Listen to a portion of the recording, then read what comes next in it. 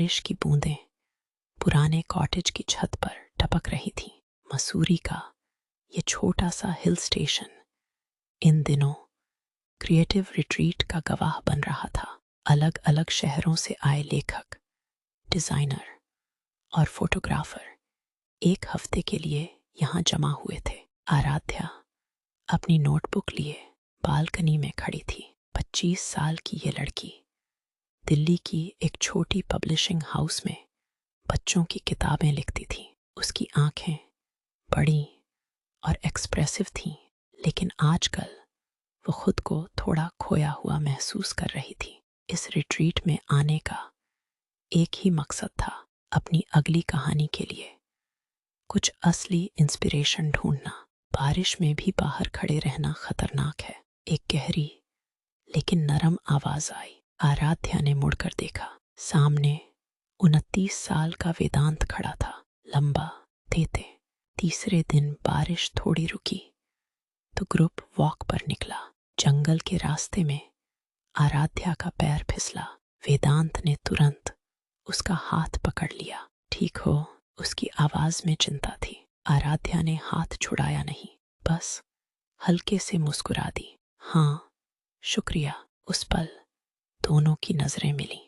वेदांत ने धीरे से हाथ छोड़ दिया और कहा, अगर आप सहज नहीं हैं तो कभी भी बोल देना। आराध्या को पहली बार लगा कि कोई उसकी सहमति का इतना सम्मान कर रहा है। शाम को दोनों पुराने लाइब्रेरी वाले कॉटेज में अकेले बैठे थे।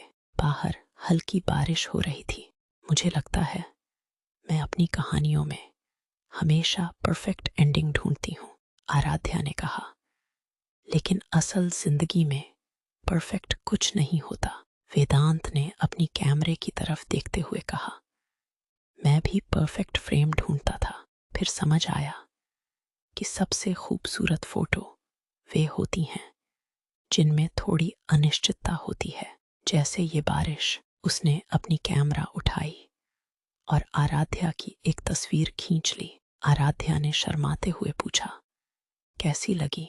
सच कहूं, वेदांत ने धीरे से कहा, बहुत खूबसूरत। लेकिन इससे भी खूबसूरत वो पल जब आप हंसती हैं। आराध्या की गर्दन लाल हो गई, लेकिन उसने आंखें नहीं हटाईं।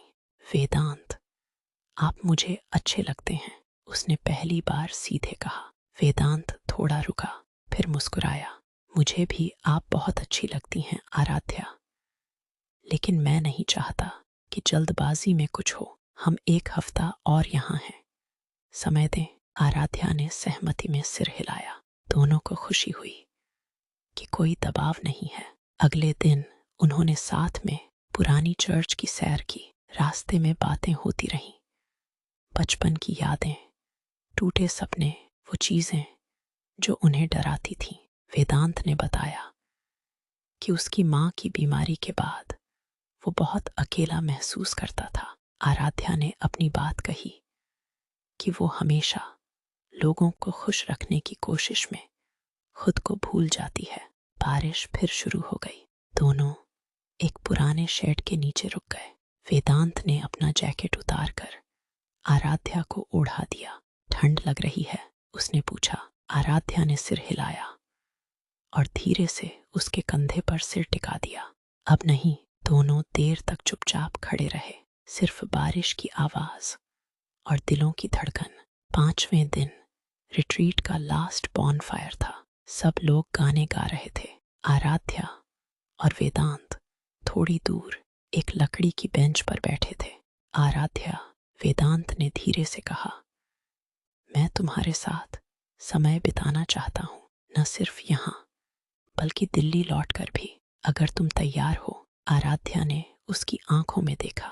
मैं तैयार हूँ, लेकिन एक शर्त है। बोलो। हम हमेशा एक दूसरे की सहमति लेंगे, चाहे छोटी बात हो या बड़ी। वेदांत ने मुस्कुराते हुए उसका हाथ थामा। ये वादा है। उस रात बॉनफायर की रोशनी में दोनों ने पहली बार एक दूसरे को गले लगाया। गले लगाना इतना गर्म और इतना सुरक्षित लगा कि आराध्या की आंखें भर आईं।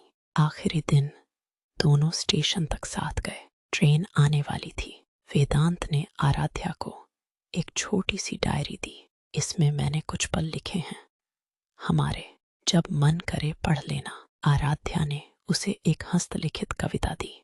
ये तुम्हारे लिए। ट्रेन आने लगी। वेदांत ने आगे बढ़कर आराध्या के माथे पर हल्का हाँ। आराध्या मुस्कुराई। और ये बारिश फिर साथ में एंजॉय करेंगे। ट्रेन चल दी। आराध्या खिड़की से देखती रही। वेदांत प्लेटफॉर्म पर दिल्ली के एक छोटे कैफे में दोनों बैठे थे। बाहर हल्की बारिश हो रही। आराध्या ने वेदांत का हाथ थामा और कहा, पता है वो कहानी जो मैं लिख रही थी, उसका एंडिंग अब परफेक्ट नहीं बल्कि रियल। वेदांत ने उसकी आंखों में देखा।